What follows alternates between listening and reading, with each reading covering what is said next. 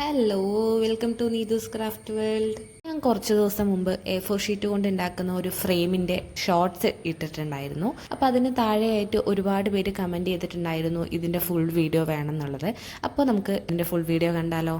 ആദ്യം ഒരു A4 sheet എടുത്ത് അതിലെ ലെങ്ത്തും വിഡ്ത്തും 20 സെൻറ്റിമീറ്റർ എടുത്തിട്ട് നമ്മളത് കട്ട് ചെയ്തെടുക്കുക. എന്നിട്ട് ആ A4 ഷീറ്റിൻ്റെ ഓരോ സൈഡിൽ നിന്നും ഇതുപോലെ ഓരോ സെൻറ്റിമീറ്റർ എടുത്തിട്ട് 4 ലൈൻ വരച്ചു കൊടുക്കുക.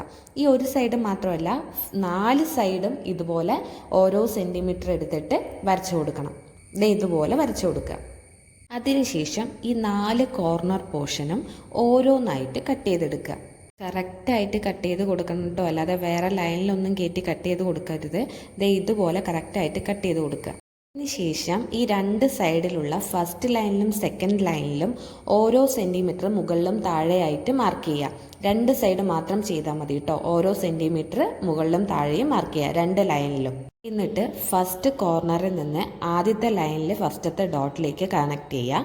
അതിനുശേഷം ആ 2 ലൈൻ തമ്മിൽ കണക്ട് ചെയ്യുക. ദെൻ മറ്റേ ലൈനിലേക്ക് കണക്ട് ചെയ്യുക. എന്നിട്ട് ഈ ഷേപ്പിൽ വരച്ചെടുക്കുക. ഇതുപോലെ ഈ 2 സൈഡും മുകളിലും താഴെയായിട്ട് നമ്മൾ ഈ 1 സെൻറ്റിമീറ്റർ മാർക്ക് ചെയ്തല്ലോ, ഇത് 3 തമ്മിൽ കണക്ട് ചെയ്യുക. എന്നിട്ട് ആ വരച്ചു കൊടുത്ത ഭാഗം കറക്റ്റായിട്ടൊന്ന് കട്ട് ചെയ്തെടുക്കുക. ഈ 4 സൈഡും വരച്ചു കൊടുത്തത് കറക്റ്റായിട്ട് കട്ട് ചെയ്ത് കൊടുക്കണം കേട്ടോ.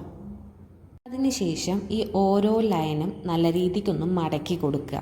4 സൈഡുള്ള ലൈനുകളും നല്ല രീതിക്കൊന്ന് അമർത്തി മടക്കി കൊടുക്കുക. അതിനുശേഷം ഈ ഓരോ സൈഡും ഇതുപോലെ ഫോൾഡ് ചെയ്ത് ഈ 2 തമ്മിൽ കണക്ട് ചെയ്യുക. അടുത്ത സൈഡും അതുപോലെ ഫോൾഡ് ചെയ്യുക. അത് 2 തമ്മിൽ ജോയിൻ ചെയ്യുക.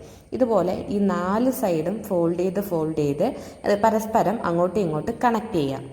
ഈ 4 സൈഡും കറക്റ്റായിട്ടൊന്ന് ജോയിൻ്റ് ആയി നിൽക്കാനായിട്ട് കോർണറിൽ കുറച്ചൊന്ന് ഗമ്മ തേച്ച് കൊടുക്കുക. അപ്പോൾ നമ്മുടെ ഫ്രെയിം റെഡിയായി. ഇത്രയേ ഉള്ളൂ.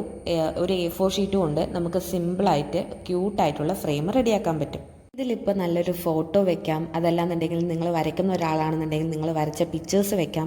എന്ത് വേണേലും ഇതിനകത്ത് വെച്ചിട്ട് നമുക്ക് ചുമരിലൊക്കെ തൂക്കാവുന്നതാണ്.